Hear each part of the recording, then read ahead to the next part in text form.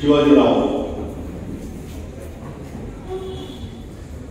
ನಾವೆಲ್ಲ ಫಿಲ್ಮ್ ಇನ್ಸ್ಟಿಟ್ಯೂಟ್ಗೆ ಹೋದಾಗ ನಮಗೆ 21-22 ವಯಸ್ಸು. ಭವಿಷ್ಯದಲ್ಲಿ ಏನು ಮಾಡಬೇಕು ಅಂತ ಏನೇನೋ ಕಲ್ಪನೆ ಇದ್ರೂ ಕೂಡ ಬದುಕು ಏನು ಕೊಡುತ್ತೋ ಅನ್ನೋ ಆತಂಕ. ಆ ಸಮಯದಲ್ಲಿ ನಾವು ಕಲಾವಿದರಾಗಬೇಕು, ಸಿನಿಮಾ ಸೇರ್ಕೋಬೇಕು ಅಂದರೆ 50 ವರ್ಷಗಳ ಹಿಂದೆ ವಾತಾವರಣ ಬಹಳ ಸಿನಿಮಾ ಸೇರ್ತೀನಿ ಅಂತ ನಮಗೆ ಅಂತ ಒಳ್ಳೆಯ ವಿವರ ಇರಲಿಲ್ಲ.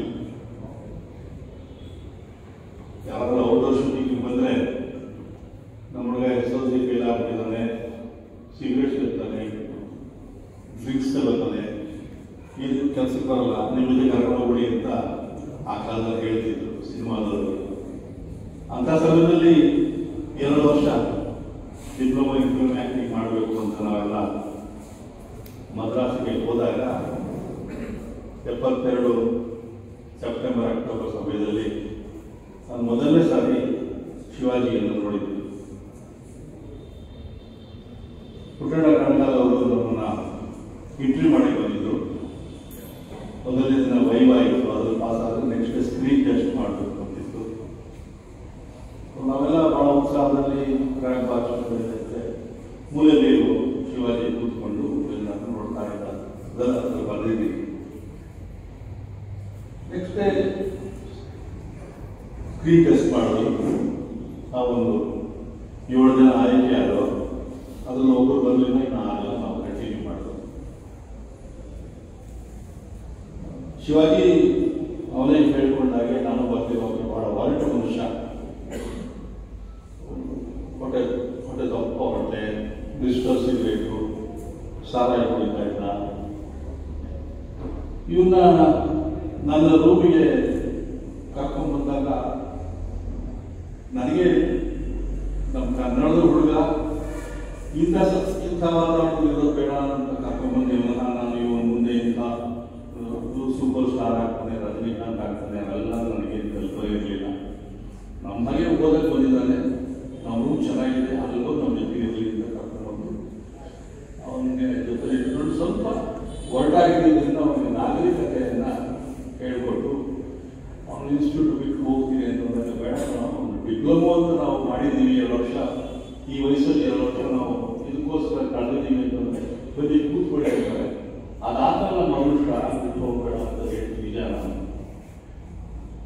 ನನಗೆ ಈ ಪುಸ್ತಕ ಬರೀ ಅಂತ ಅವನು ಹೇಳಿದಾಗ ನೆನಪುಗಳು ಬರೆಯೋದು ಸುಲಭ, ಎಷ್ಟಿದೆ ನೆನಪುಗಳು, ಇರೋದು 50-60 ಪೇಜ್ ಮುಗಿದೋಗ್ಬಿಡ್ತಲ್ಲ, ಆಮೇಲೆ ಏನು ಬರೆಯೋದು ಅಂತ ಯೋಚನೆ ಮಾಡಿದಾಗ ನಾನು ಇವನ ಬಗ್ಗೆ ಏನೇನು ಅಂದ್ಕೊಂಡಿದ್ದೆ, ಇವನ ಒಂದು ಅದ್ಭುತವಾದ ಆಕರ್ಷಕ ಶಕ್ತಿ, ಅವನು ತೆರೆ ಮೇಲೆ ಬರಲಿ, ಮೇಕಪ್ ಹಾಕೊಳ್ಳೋದೇ ವೇದಿಕೆ ಮೇಲೆ ಬರಲಿ, ಲಕ್ಷಾಂತರ ಜನರಿಗೆ ರೋಮಾಂಚನ ಆಗಿ ಇವತ್ತಿಗೂ 50 ವರ್ಷ ಆದ್ಮೇಲೆ ಇವತ್ತಿಗೂ ಕೂಡ ಅವನಿಗೆ 72 ವರ್ಷ ತುಂಬುತ್ತೆ.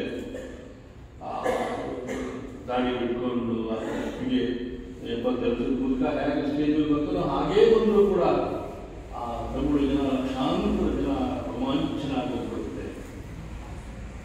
ಈ ಶಕ್ತಿ ಅವನ ಜೊತೆಗೆ ಮುಗಿದೋಗ್ಬಿಡುತ್ತಲ್ಲ. ದೇಶದಲ್ಲಿ ಇವತ್ತು ಏನೇನೋ ಆಗ್ತಿರುವಾಗ ಇವನಿಂದ ಏನೋ ಒಂದು ಇವನ ಶಕ್ತಿಯಿಂದ ಏನೋ ಒಂದು ಆಗ್ಬೇಕಲ್ಲ ಅಂತ ನನಗೆ ಒಳಗಡೆ ಅನ್ನಿಸ್ತಾ ಇತ್ತು. ಸೊ ಇದನ್ನ ಬರೆದು ನಾನು ಸ್ಕ್ರಿಪ್ಟನ್ನ ದ್ವಾರಕಾನಾಥ್ ಅವರಿಗೆ, ಶಿವಾಜಿಗೆ ಕೊಟ್ಟಾಗ ದ್ವಾರಕಾನಾಥ್ ಅವರು ಇನ್ನು ಸ್ವಲ್ಪ ಏನಾದರೂ ಆ್ಯಡ್ ಮಾಡಿ ಇನ್ನು ಸ್ವಲ್ಪ ಪುಸ್ತಕ ಬೇಕಾಗುತ್ತೆ ವಿಷಯ ಅಂತ ಹೇಳ್ತಾ ಇದ್ರು. ಈಗೆಲ್ಲ ಅವರು ಹಾಗೆ ಅಂದರು. ನಾನು ಹೇಳಿದೆ, ಇಲ್ಲ ಸರ್, ಏನೋ ಒಂದು ಟ್ರಾನ್ಸಲ್ಲಿ ನಾನು ಬಂದಿದ್ದೀನಿ, ಮತ್ತೆ ಓದಿದೆ, ಇನ್ನೇನು ಆ್ಯಡ್ ಮಾಡೋಕ್ಕೆ ನನಗೆ ಮನಸ್ಸು ಹೋಗ್ತಾ ಇಲ್ಲ, ಇಷ್ಟೇ ನನ್ನ ಶಕ್ತಿ, ಇಷ್ಟೇ ಬರೆಯಕ್ಕೆ ಸಾಧ್ಯ ಆಗೋದು. ನನಗೇನು ಇದರಿಂದ ಲಾಭ ಬರಬೇಕು ಅಥವಾ ಪ್ರಶಸ್ತಿ ಬರಬೇಕು ಅಂತ ಆಸೆ ಇಲ್ಲ, ಆದರೆ ಹೆಚ್ಚಿನ ಜನ ಇದನ್ನು ಓದಬೇಕು. ಒಂದು ಪ್ರಯಾಣದಲ್ಲಿ ರೈಲಲ್ಲೋ ಬಸ್ಸಲ್ಲೋ ಇಟ್ಕೊಂಡು ಹೋದ್ರೆ ಒಂದು ಓದುವ 2 ಓದುವ ಮುಗಿದೋಗುವಂಥ ಒಂದು ಪುಸ್ತಕ ಆಗಬೇಕು ಅಂತ ನನಗೆ ಆಸೆ. ಏಕೆಂತಂದರೆ ಪೊಲೀಸ್ ಕಾನ್ಸ್ಟೇಬಲ್ ಮಗನಾಗಿ ಹುಟ್ಟಿ ಹಸಿವು ದಾರಿಯಿಂದ ಎಲ್ಲವನ್ನೂ ಕಂಡು ಅವನು ಸೂಪರ್ ಸ್ಟಾರ್ ಆದಾಗ ಕೋಟ್ಯಾಂತರ ರೂಪಾಯಿ ಹಣ, ಕೀರ್ತಿ ಎಲ್ಲ ಇದ್ರೂ ಕೂಡ ತಲೆ ತಿರುಗಿದೆ. ಇವತ್ತಿಗೂ ಅವನು ಅದೇ ಹಂಬಲ್ದಾಗಿ ಇದ್ಕೊಂಡು ಅದೇ ಶಿವಾಜಿಯಾಗಿ, ರಜನಿಕಾಂತ್ ಆಗಿ ಶಿವಾಜಿ ಆಗಿದ್ದಾನೆ.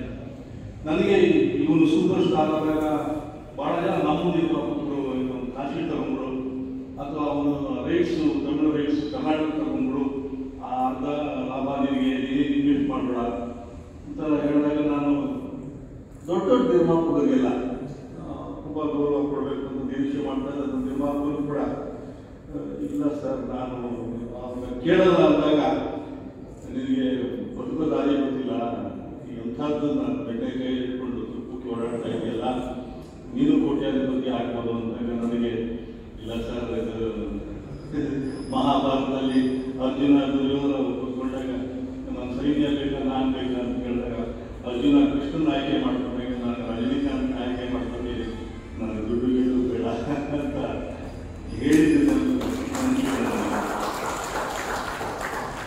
ಆ ರೀತಿ ಹೇಳಿದ್ರೆಲ್ಲ ಇವತ್ತು ಯಾರು ಇಲ್ಲ, ಕೋಟ್ಯಾಧಿಪತಿಗಳೆಲ್ಲ ಹೊಟ್ಟೋದ್ರು. ಆದರೆ ನಮ್ಮ ಸ್ನೇಹ ಶಾಶ್ವತವಾಗಿ ಉಳ್ಕೊಂಡಿದೆ. ನೆನ್ನೆ ಮೊದಲೇ ಕೂಡ ಜೊತೆಲೇ ಇತ್ತು. ನಾನು ಹೇಳ್ತೀನಿ, ನಿಮ್ಮ ಜೊತೆ ಇದ್ರೆ ನನಗೆ 11,000 volts ಕಾಂಬರ್ ಪಕ್ಕದಿಂದ ಆಗುತ್ತಪ್ಪ. ಎಷ್ಟು ಸಿಂಪಲ್ ಆಗಿ ಸಿಂಪಲ್ ಊಟ ಮಾಡ್ಕೊಂಡು ನಾವು ಹೋಗಬಾರೋ ಮಾಡ್ಕೊಂಡಿರ್ತೀವಿ. ಆದರೆ ಇದೇ ವ್ಯಕ್ತಿನ ವೇದಿಕೆ ಮೇಲೆ ಹೋದಾಗ ಆ ರೀತಿ ರೋಮಾಂಚನ ಉಂಟು ಮಾಡುವಂಥ ವ್ಯಕ್ತಿ ಅಂತ ಅನಿಸುತ್ತೆ. ಇವತ್ತಿಗೂ ನನಗೆ ಒಂದು ಏನೋ ಒಂದು ಮಿಸ್ಟಿಕ್ ಪವರ್ ಇದೆ ಅವರಲ್ಲಿ. ಇವತ್ತು ಯಾವ್ಯಾವುದೋ ರೂಪದಲ್ಲಿ ದೇಶದಲ್ಲಿ ಏನೇನೋ ಆಗ್ತಿರುವಾಗ ಸಮಾಜದ ಶಾಂತಿಯನ್ನು ಕಾದಿಡಬೇಕು, ರಾಜಕೀಯ ಬೇಳೆಯನ್ನು ಬೇಯಿಸ್ಕೋಬೇಕು ಅಂತ ಬಹಳಷ್ಟು ಪ್ರಯತ್ನಗಳು ನಡೀತಾ ಇರುವಾಗ ನಮ್ಮ ದೇಶ ಖ್ಯಾತವಾಗಿರೋದು ಪ್ರಪಂಚದಾದ್ಯಂತ ಇದಕ್ಕೆ ಒಳ್ಳೆ ಹೆಸರಿರುವಂಥದ್ದು ಏನೋ ಒಂದು ಇದೆ. ಈ ದೇಶದಲ್ಲಿ ಏನೋ ಒಂದು ಶಕ್ತಿ ಇದೆ. ಈ ಭಾರತ ಖಂಡದಲ್ಲಿ ಏನೋ ಒಂದು ಸಂದೇಶ ಕೊಡುವಂಥ ಶಕ್ತಿ ಇದೆ ಅಂತ ಹೇಳಿ ನೋಡ್ತಿರುವಾಗ ಶಿವಾಜಿ ಅಂತ ವ್ಯಕ್ತಿಯಿಂದ ಅದು ಸಾಧ್ಯ ಆಗುತ್ತೆ ಅನ್ನೋ ನಂಬಿಕೆ ನನಗಿದೆ. ಅವನಿನ್ನೂ ತುಂಬ ವರ್ಷ ನಮ್ಮ ಜೊತೆಗೆ ಇರಬೇಕು. ಇವತ್ತು ದೇಶದಲ್ಲಿ ಏನು ನಡೀತಾ ಇದೆ ಅದಕ್ಕೆ ಮಾರ್ಗದರ್ಶನ ಮಾಡುವಂಥ ಕೆಲಸ ಮಾಡಬೇಕು. ಈ ಸಂದೇಶವನ್ನು ಅವ್ರಿಗೆ ಇಷ್ಟೊಂದು ವಿವರವಾಗಿ ನಾನು ಕೂತ್ಕೊಂಡು ಮಾತಾಡೋಕ್ಕೆ ಕೇಳೋಕ್ಕಾಗಲ್ಲ ಅಂತ ಹೇಳಿ ಈ ಪುಸ್ತಕ ರೂಪದಲ್ಲಿ ಬರದೆ ನನಗನ್ಸಿದ ಥಾಟ್ಸ್ ಹೋಗಿದ್ದೀನಿ. ಅದು ಫಸ್ಟ್ ಹಾಫಲ್ಲಿ ಇನ್ಸಿಡೆಂಟ್ಸ್ ಎಲ್ಲ ಇಂಟ್ರೆಸ್ಟಿಂಗ್ ಆಗಿದೆ, ಚೆನ್ನಾಗಿ ಓದಿಸ್ಕೊಂಡು ಹೋಗುತ್ತೆ, ನಗು ಬರುತ್ತೆ, ಕಾಮಿಡಿ ಬರುತ್ತೆ ಎಲ್ಲ. ಸೆಕೆಂಡ್ ಹಾಫ್ ಗಂಭೀರವಾಗಿ ಓದಿ ಕೂತಾಗ ಇದೆಲ್ಲ ಸಾಧ್ಯನಾ, ಇದು ನಿಜಾನ, ಈ ಶಕ್ತಿ ಅವನಲ್ಲಿ ಇದೆಯಾ ಅಂತ ಯೋಚನೆ ಮಾಡಬೇಕಾಗುತ್ತೆ. ಆದರೆ ನನಗೆ ಭರವಸೆ ಇದೆ, ಈ ಭಾರತ ದೇಶಕ್ಕೆ ಶಿವಾಜಿ ಏನೋ ಒಂದು ಸಂದೇಶ ಕೊಡುವಂಥ ಮಾರ್ಗದರ್ಶನ ಮಾಡುವಂಥ ಕೆಲಸ ಮಾಡ್ತಾನೆ ಅಂತ. ಅದು ಸಾಧ್ಯ ಆಗುತ್ತೋ ಇಲ್ಲವೋ ಗೊತ್ತಿಲ್ಲ. ಅಂತೂ ಈ ಪುಸ್ತಕ ಇವತ್ತು ಬಿಡುಗಡೆ ಆಗ್ತಾ ಇದೆ. ದ್ವಾರಕಾನಾಥ್ ಅವರು, ನಮ್ಮ ದಿಲಾವ್ ಅವರು, ವಿಷ್ಣು ಅವರೆಲ್ಲ ಮುಂದೆ ಬಂದು ಮಾಡೋಣ ಅಂತ ಹೇಳಿದ್ರು. ನಮ್ಮ ಸ್ನೇಹಿತರು ಇದನ್ನು ಮರಾಠಿ ಭಾಷೆಯಲ್ಲಿ ಮಾಡೋಣ ಅಂತ ಹೇಳಿದ್ದಾರೆ.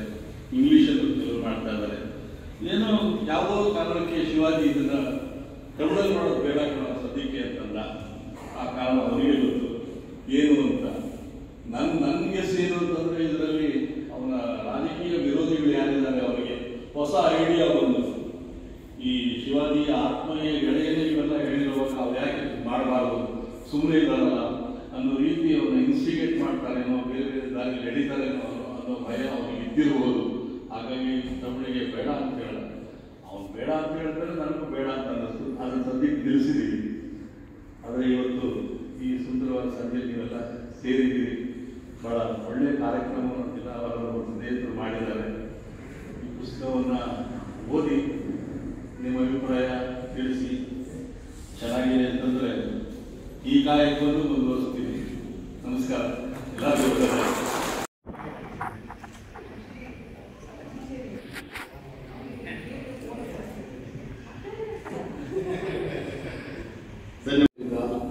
ಜೊತೆಯಲ್ಲಿ ಒಬ್ಬರು ಯಾರು ದೊಡ್ಡ ಮಟ್ಟದಲ್ಲಿ ಸಕ್ಸಸ್ ಆದರೆ ಇನ್ನೊಬ್ರು ಕುರುಗೋದೇ ಹೆಚ್ಚು, ಹೊಟ್ಟೆ ಹೆಚ್ಚಿಕೊಳ್ಳೋದೇ ಹೆಚ್ಚು, ಮತ್ತು ಒಳಗಡೆನೆ ಅವ್ರ ಬಗ್ಗೆ ಕೆಟ್ಟದಾಗಿ ಅಭಿಪ್ರಾಯ ಇಟ್ಕೊಳ್ಳೋದೇ ಹೆಚ್ಚು. ಹಿಂದಿನ ಕಾಲದಲ್ಲಿ ನಾವು ಕಾಣ್ತೇವೆ.